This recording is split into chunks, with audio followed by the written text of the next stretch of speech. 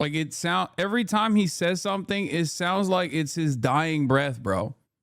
In my dying wishes, I want to make sure that mass circumcision is a practice that is abolished and made criminal.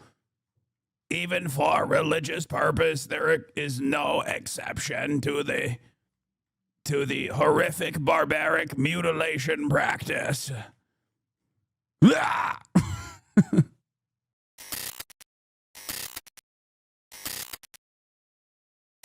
Anyway.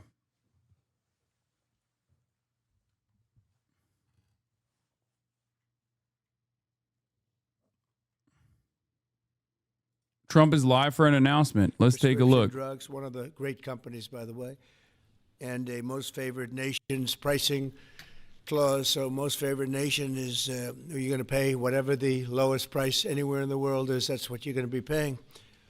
And I had it going very well in my first term, but we were interrupted by a rigged election, so I was unable to carry it forward. We started it. But this was something one of the reasons I wanted to run again was we had to have favored nations where the world is not going to be paying just a fraction, just a tiny fraction of what we were paying.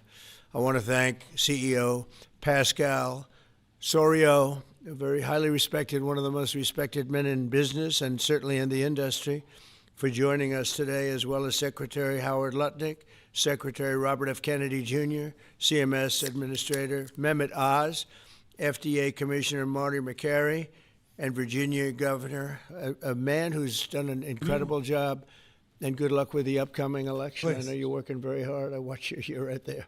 He's out there working. He wants to see that young woman win, and the Attorney General, who I endorsed, et cetera, et cetera. Glenn Youngkin.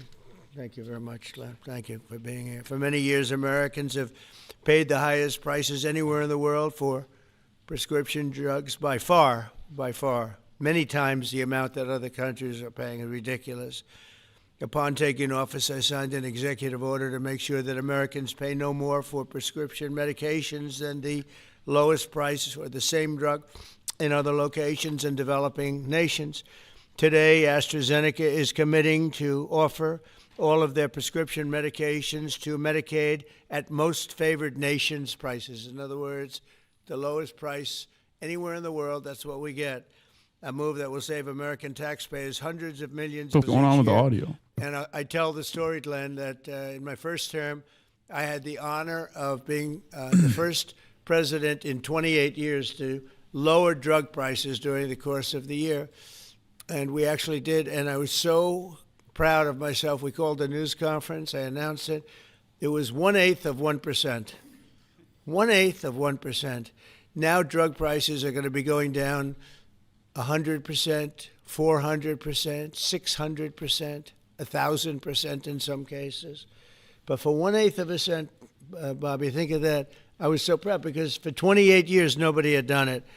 And now it's, I think back to that, I said I shouldn't have had that news conference, but it is true. I was the only one that did it, but it was not very much. And now we're going to get, in some cases, 1,000% reduction. This is going to have a huge impact on everything from Social Security to Medicare to Medicaid, anything where they're buying any prescription drugs. It's going to have an incredible impact. It's going to lower itself greatly.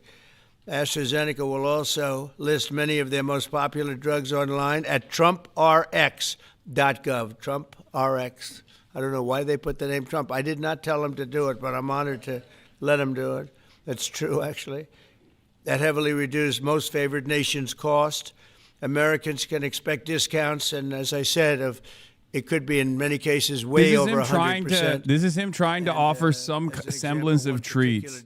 Not even treats, but like this is him trying to offer a little bit of like material improvement to his base right now. And he wouldn't be doing this if he didn't recognize that he's hemorrhaging support. They're going to be averaging about 600. Okay, that's what it is. Remember when I talked about like he ran and I guess seemingly made a convincing case that he would be better for prices and the cost of living crisis that people are facing, people are experiencing. Will also be sold at these heavily discounted rates.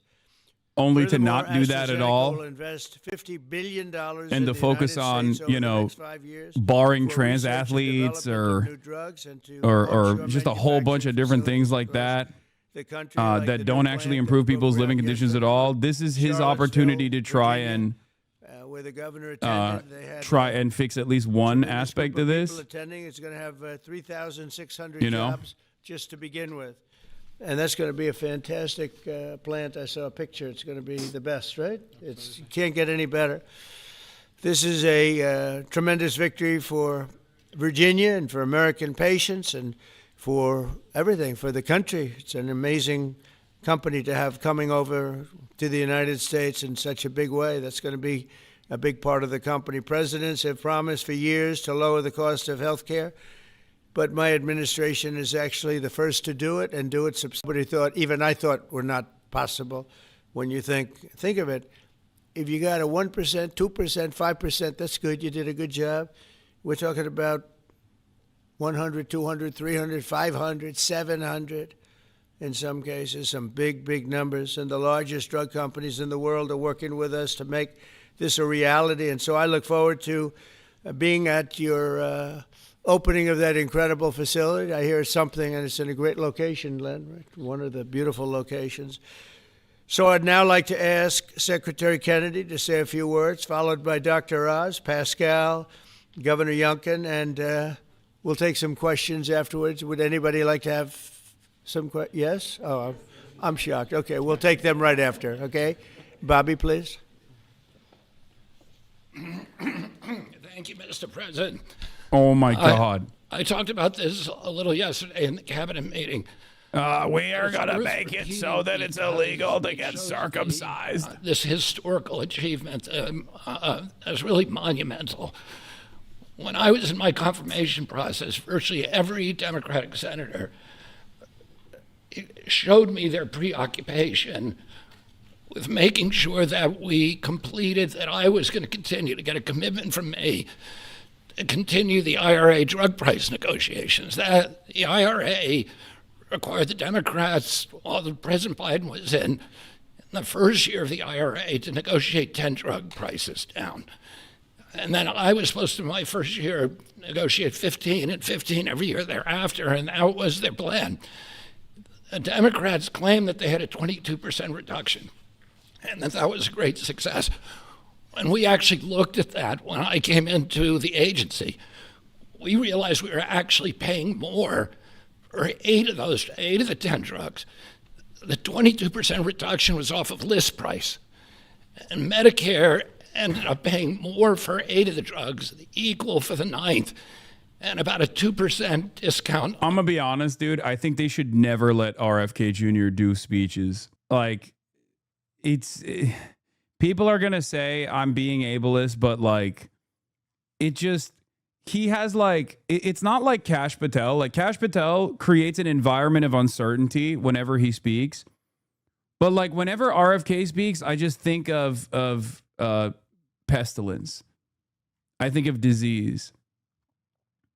It's just so difficult to understand what he's saying.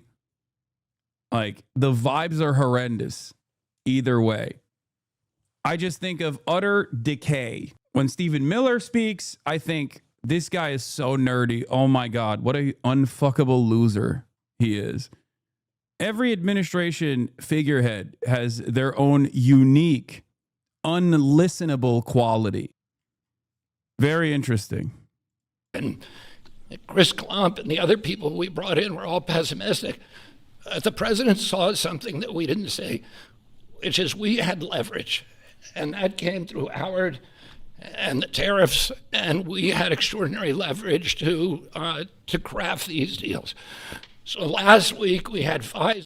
Every time RFK Jr. speaks, it sounds like it's his last breath. Like, every time he says something, it sounds like it's his dying breath, bro. In my dying wishes, I want to make sure that mass circumcision is a practice that is abolished and made criminal.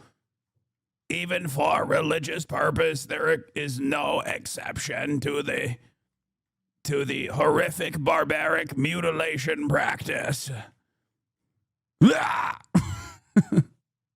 Those companies would keep their promise to our national security purposes for our economy. It's critical. These companies are making these drugs in the United States. We were able to achieve all those things, and partially with the visionary help of Pascal, where is he? Of Pascal Zorias, who understood that innovation and the business doesn't work if everybody is not pulling the oars, if everybody doesn't have the skin in the game. The whole world was riding on our shoulders and riding on our dime. 70% of pharmaceutical revenues comes from this country. We only have 4.2% of the world's population, and we were paying for 80 or 90% of the innovation here, and the rest of the world was a free rider. And Pascal understood that that's not fair, and it's not a good, sustainable, long-term business model. And he came to the table. He was one of the first leaders to come to the table. I want to thank him for his vision, for operating with us in good faith. And this is an extraordinary deal. Not only that, but as the president just pointed out, he is also reshoring this industry here. He has 19 facilities already operating in this country. He has this other facility in Albemarle County that Dr. Oz went with Governor Youngkin and broke ground on yesterday. He has a second facility that is under construction in Kendall Square in Boston, another facility in Rockville, Maryland, and a fourth facility in Copper, Texas, right outside of Dallas-Fort Worth. And he's got plans for building many more in this country, thanks to the president's leadership, to the tariffs, and to the common sense the president has demonstrated in his own commitment to make drug prices lower for hardworking Americans. So I want to thank the president for your visionary leadership. I want to thank Dr. Oz for his part, and Marty McCary in negotiating this deal. Dr. Heidi Overton, Theo Merkel, Chris Klump, and John Brooks, who all played critical parts in the negotiation. And of course, Howard Lutnick, who was the key to these negotiations. Who do we bring up now? Dr. Oz. Thanks, Secretary. He'll take your place, Pascal. Oh, Pascal, I get to introduce Pascal, which I'll do with great joy and honor. So the world is watching as President Trump tries to make peace in every place he can go. He nutted, yes. But at the same time, President Trump is putting peace into the hearts of Americans and bringing peace of mind to them, especially Americans who cannot afford their medications. And just to put a number on this, as he releases us from the bondage of paying 3 times more for the exact same product made in the same factory, in the same pill box, in the same instruction manual overseas, rather in this country than we pay overseas, it creates an opportunity for us because, Mr. President, you're turning the art of the deal into the art of the heel. And that is something that you're going to witness today. And it's the second, we have more coming, but this is a very important one because I want to set the stage here. And Mr. Secretary, you're too modest. Secretary Kennedy did have a vision to push hard on this. He understood we could give the right medications to the right people at the right time. And there is nothing more maha than giving folks life-saving medications in a timely maha fashion. out You here, prevent bro. They saying illnesses maha. and treat other ones that have already occurred. You save lives that way. That literally is what was on the line as we began negotiating these. So let's set the stage. Where are we right now? Why this order? Last week, in this very room, President Trump welcomed the CEO of Pfizer, and that company, a leading U.S. pharmaceutical company, pledged to provide exactly what the president promised. Massive discounts to allow us to have most favored nation drug pricing in this country so we don't allow our people to pay more than folks overseas. And this was unthinkable even 6 months ago, 7 months ago, when we came into office. And Americans now have the ability to do that, but we needed to prove it was scalable. So we went to AstraZeneca, which is the leading pharmaceutical company, a leading company in the entire world, but a massive opportunity in this march to MFN, a march to most favored nation drug pricing. And to have this message land clearly, we needed to make sure that the president's Okay, I don't know why we're live watching this. We'll get to it when the questions, the question time starts, okay?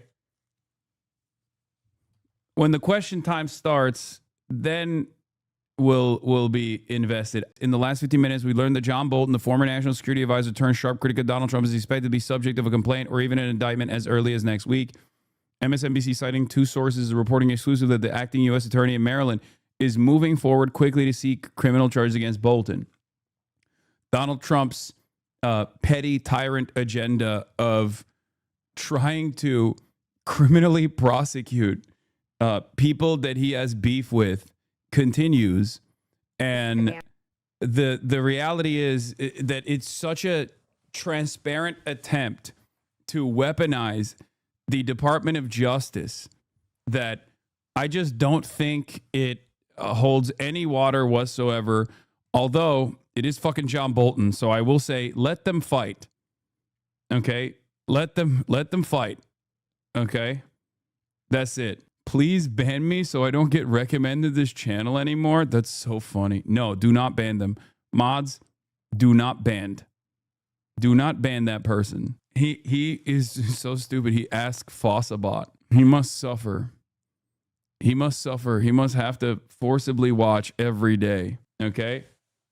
He must suffer and forcibly watch every day. And perhaps maybe he will... You have a dog shot collars on us now too? Yes. I'm holding them hostage like I'm holding Kaya hostage. Yeah. Yo, this dog shot collar nonsense getting out of hand, bud. I just came from a YouTube video that was strictly about indie video games, and the comments were full of comments about the incident. What can you do? The greatest antidote to slander is observable reality. Okay?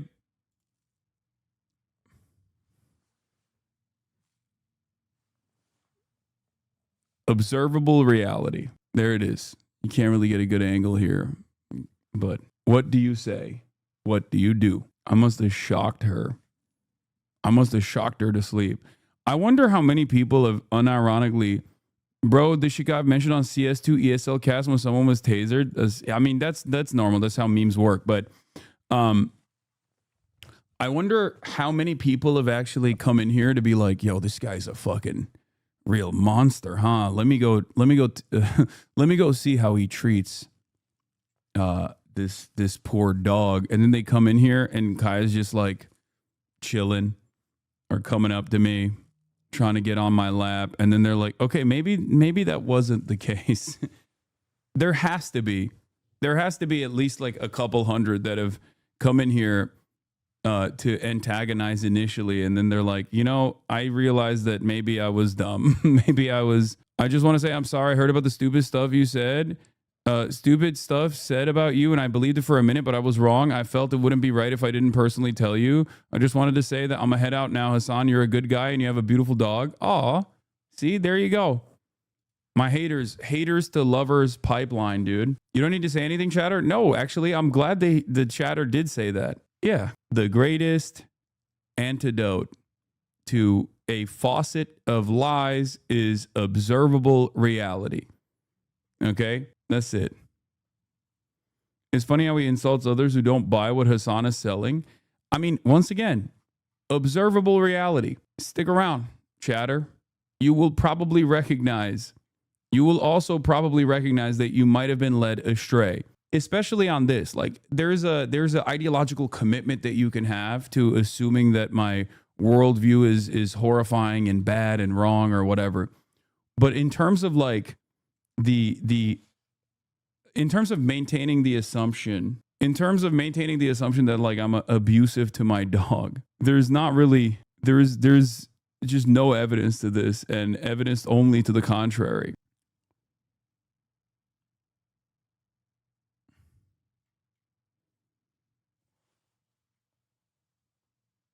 Incredible things are coming out of the first day of Barry Weiss's CBS editorial.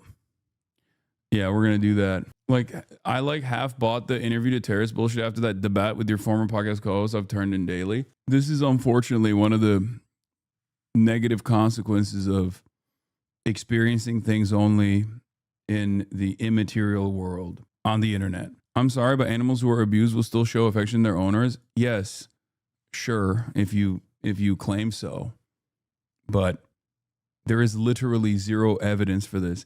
Like, disproving this is impossible virtually, right? Like disproving a negative is impossible. Having said that, this is the closest you can get to with virtually tens of thousands of hours of documentation. But in any case, but they will show body language. Kai does not demonstrate body language that suggests she has ever been abused. Yes. It's very, very difficult to disprove delusions that people have made up on their minds. But this is the closest you can get to with all of the readily available evidence. There is just like one of the only things that you can actually actively disparage. Anyway, did you cover Trump talking about drug prices? Briefly, but it's mostly bullshit. All right, let's get back to the tariffs. Donald Trump to impose 100% additional tariffs on Chinese goods. It has just been learned that China has taken an extraordinarily aggressive position on trade in sending an extremely hostile letter to the world, stating that they were going to, effective November 1st, impose large-scale export controls on virtually every product they make, and some not even made by them. This affects all countries without exception and was obviously a plan devised by them years ago. It is absolutely unheard of in international trade and a moral disgrace in dealing with other nations. This is because China has damn near monopoly over the extraction, but not necessarily just the extraction, but like the development of rare earth minerals, okay? And that is the reason why Donald Trump is losing his mind. Oh my God, that's such a funny fucking photo for this article. That is such a funny photo of this article. China tightens export controls on rare earth metals. Why this matters. Move is a strategic one ahead of a new round of tricky trade talks with the United States. So they basically floated this when Donald Trump first came out with the big, beautiful tariff negotiations. This is not Bitcoin, Ethereum, or even a shitcoin. It's the S&P 500. And I don't know if China would have done this, but yeah, China controls around 70% of rare earth mineral extractions and around 90% of processing. It is as close to a monopoly as you can get. It is unimaginable, okay? The amount of power they have, especially considering that the stuff that you need for everything, okay? This is shit that you need to build anything, okay? Anything. Like your phone or any number of different like defense industry tools, okay? Everything. Because in the words of an incredibly brilliant man, everything's computer, everything's Tesla, everybody transgender. And China has basically said, yeah, everything is computer, as a matter of fact. You're not wrong. And it turns out we hold all the fucking cards. Okay. The new restrictions were announced by the Chinese Ministry of Commerce and come ahead of an expected meeting between Chinese President Xi Jinping and United States President Donald Trump later this month. The world's two largest economies have been locked in trade negotiations aimed at calming tensions after they raised tit-for-tat tariffs against each other earlier this year, before then agreeing to pull back on some of those levies. Rare earth metals are one of China's major levers of influence with the United States. What has China announced? In announcement number 61 of 2025, China said it was increasing export controls for 5 rare earth metals in addition to 7 it announced in April this year. Okay, the 5 metals added to the list are holmium, erbium, thulium, europium, and ytterbium. The 7 minerals China placed export restrictions on earlier this year are samarium, gadolinium, terbium, dysprosium,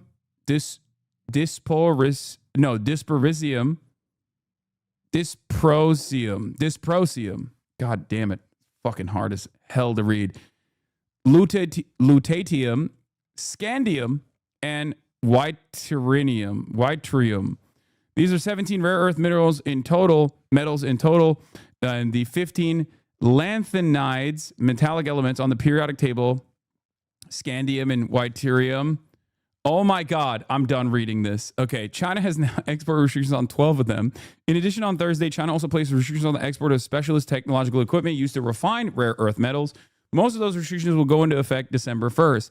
Now, it is pretty funny when Donald Trump will be like, how dare China impose any sort of restrictions on these fucking metals, when for the entirety of our trade partnership with China, We have always enforced not just like direct restrictions from, I don't know, whatever kind of like defense goods or anything that we build that somehow makes its way back to China, but we have made other countries that are under the control of the American security apparatus, we have stopped them goods, certain key pieces of technology to China.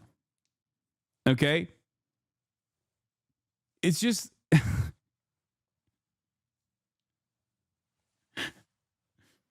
you know, just something to consider. Anyway, to obtain the license, foreign companies must explain the intended use of the product they wish to use the Chinese rare earth metals to make. Now, of course, the saving grace here is China's endless need for trade maxing. The thing about rare earth metals is that they aren't actually rare at all. They're just hard to process. So we've just been coasting off of China without building the tech ourselves for years. Yeah. They're raw earth, not rare. So this in and of itself is certainly a major national security concern for the United States of America. That is, of course, if China doesn't trade max here and decides to shut off the faucet of rare earth metals that are necessary for American defense, for example, right? So I think this is just more so a posture. I don't believe that China will... This is a response to you forcing Japan, Korea, and the Netherlands to restrict more semiconductor tech exports in September because we are catching up on chip development. You cannot stop us, and you will lose, says Top G. I know, I already brought it up. I already mentioned that. Okay, Top G. It's just very funny for America to be like, how dare they do this to us? Yeah, it's just a point of leverage. Do I believe that China would actually stop the flow of commerce in any meaningful capacity? Do I believe that China will stop its endless need for trade maxing? No, I do not. I think this is just a way to tell America, like, this is the kind of power that we do have over international trade and international affairs in general, and therefore you should treat us as an equal partner in this endeavor rather than consistently trying to blow up your design of global trade. Your design. Remember that time you shocked your dog? I don't remember. But thank you. You are going to be shocked when you find out that that is not the case.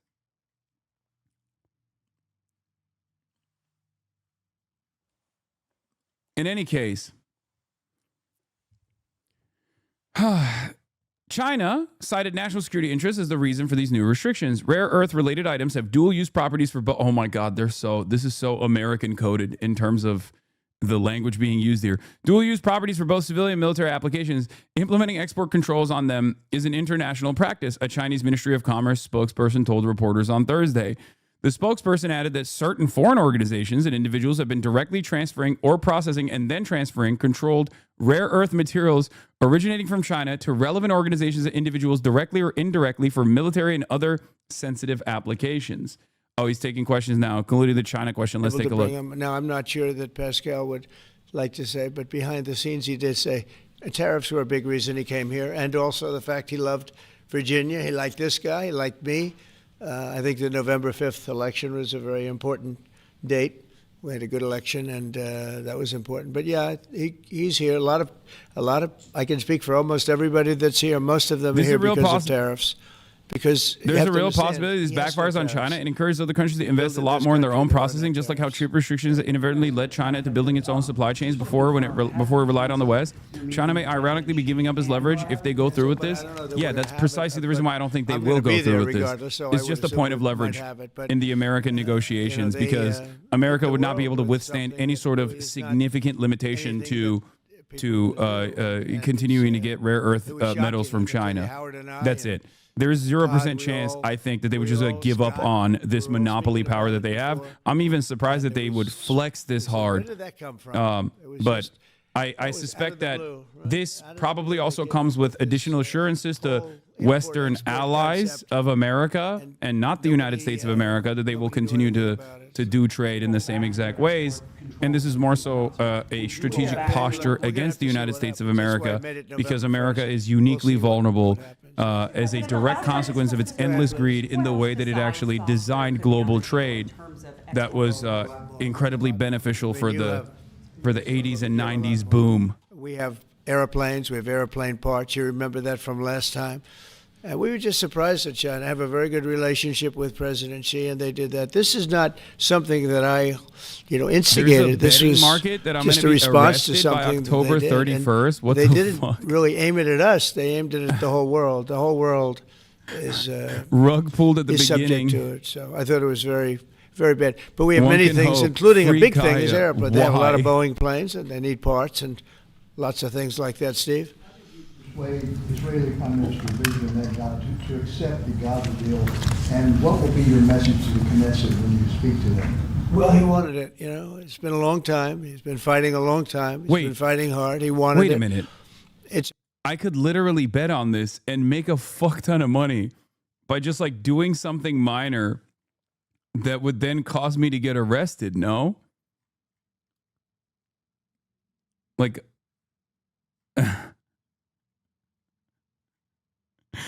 how the fuck does that even work? Yes, why did you reveal that though? That's why all these wager sites suck ass. Yeah. Let me go have a little fun drinking and driving. This is straight up like the fucking South Park episode. And no, I'm not going to risk putting myself in the custody of the state. That's very stupid.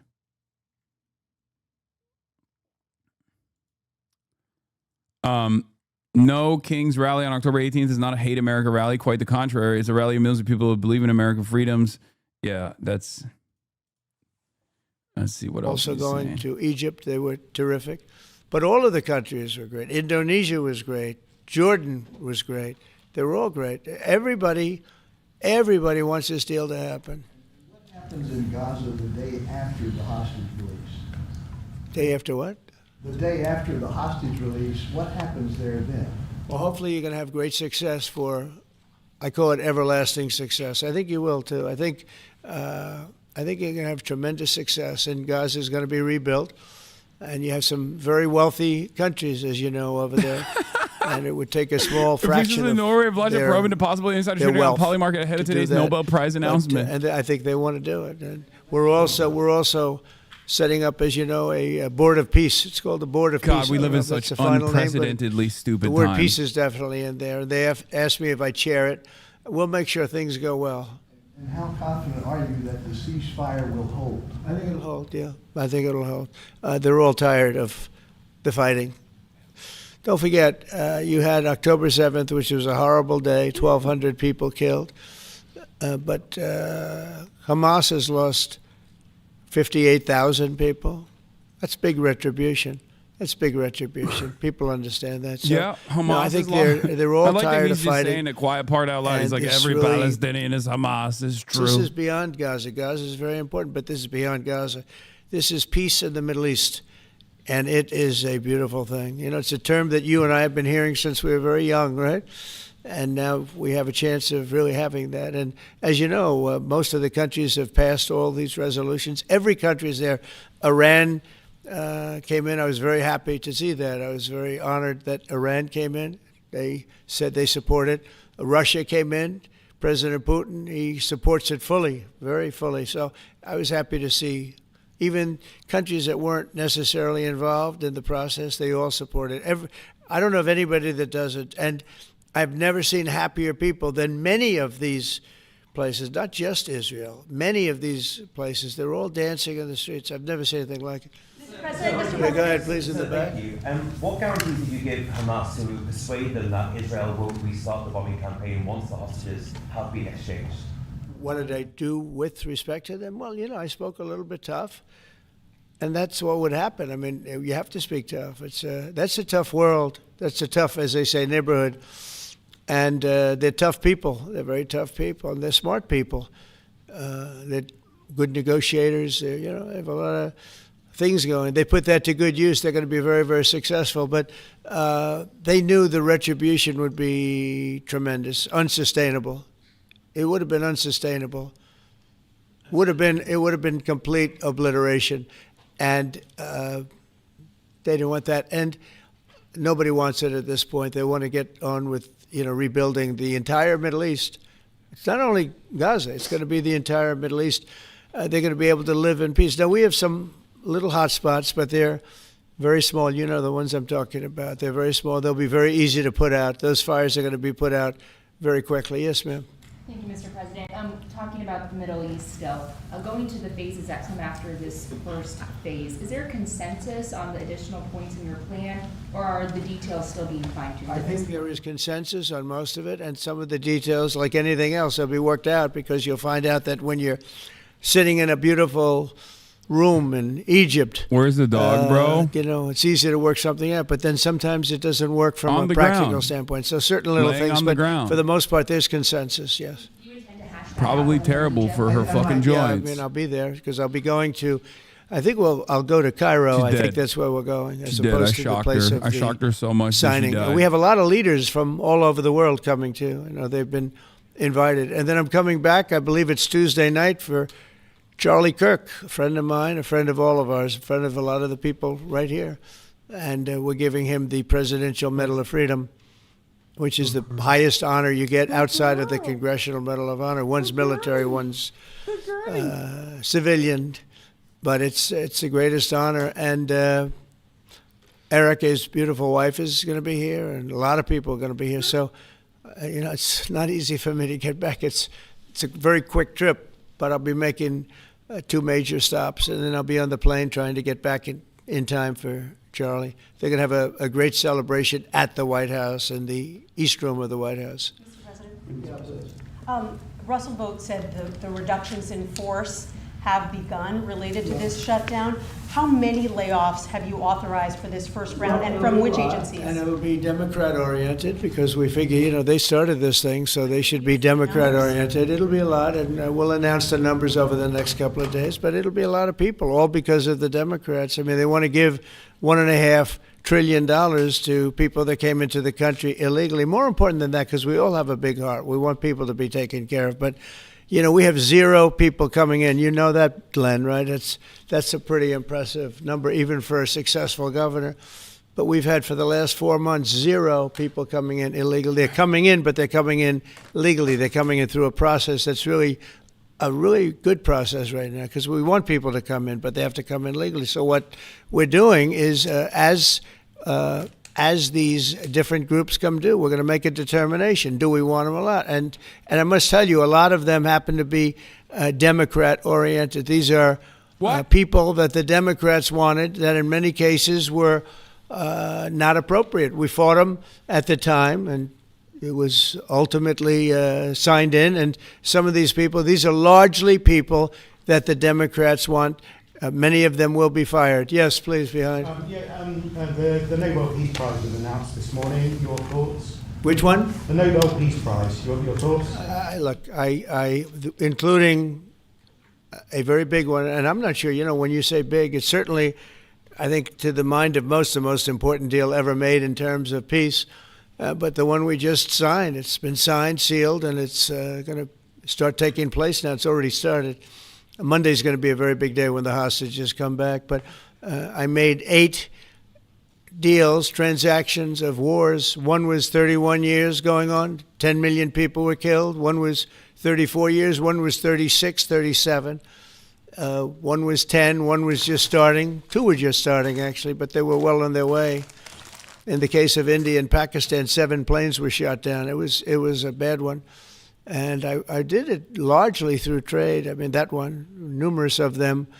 I talked tariffs. I said, look, if you're going to do that, we're going to put very big tariffs on your country. And they were both great. They stopped fighting, and there were 2 nuclear powers. So, they're all big. They're every one of them big.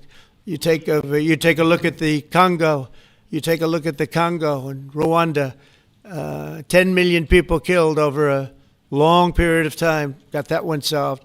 We did a total of 8 as of this. 2 days ago, I would have said 7, which I did say, but the other one was signed up, sealed. As you know, Israel signed it just now. They signed it and they approved it today, their parliament.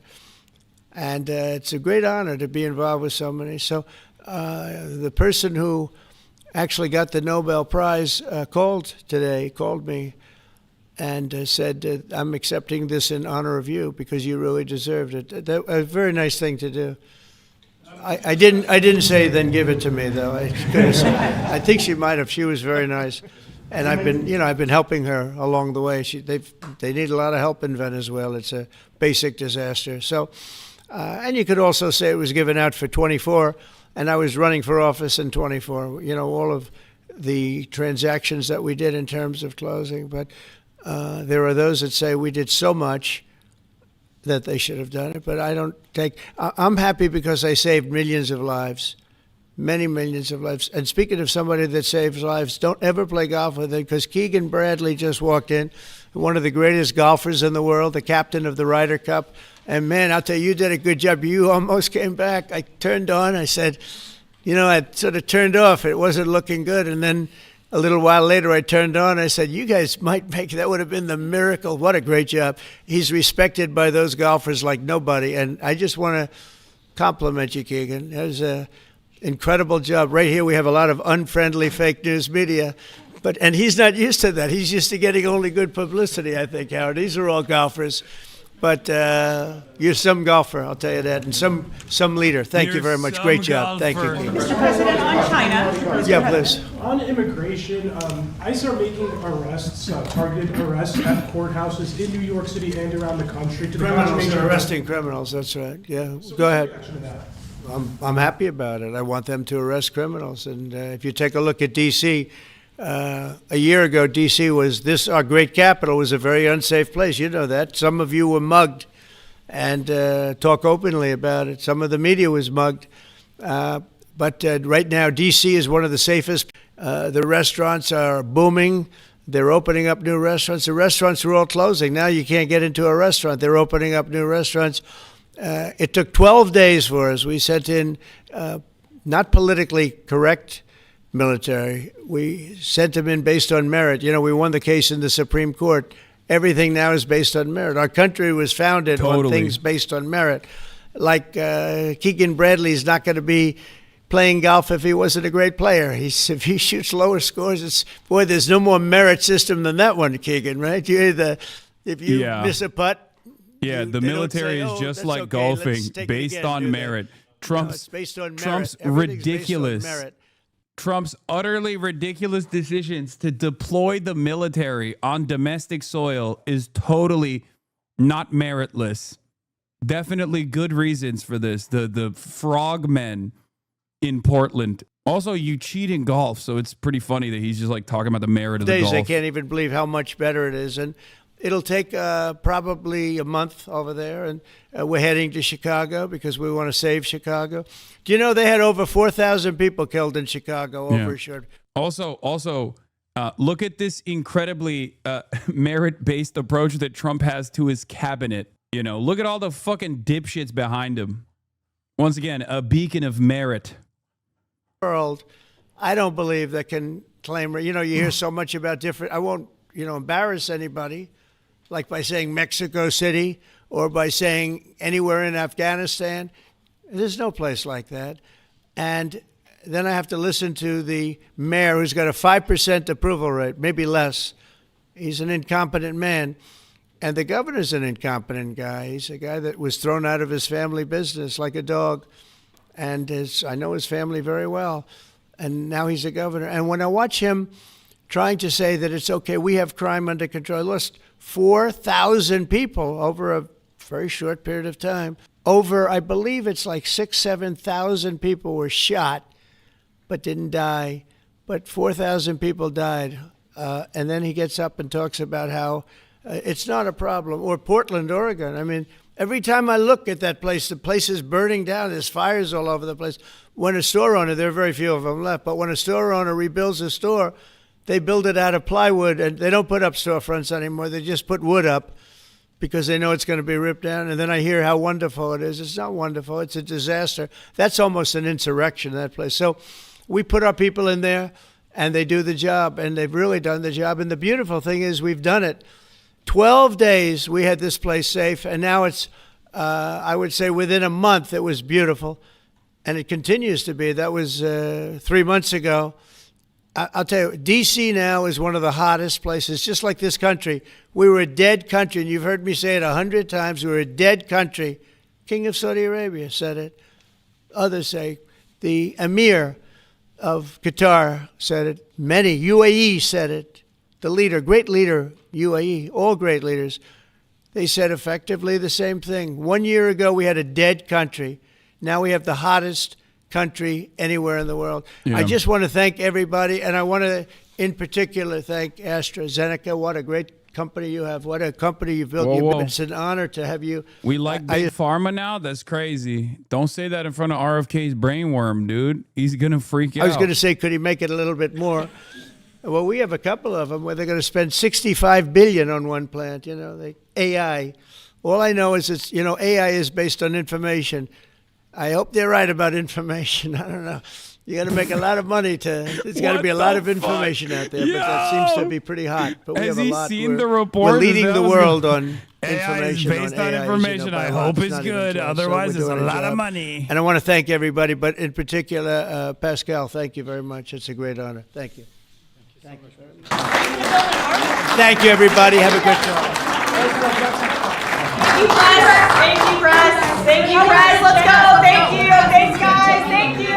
Thank you, press.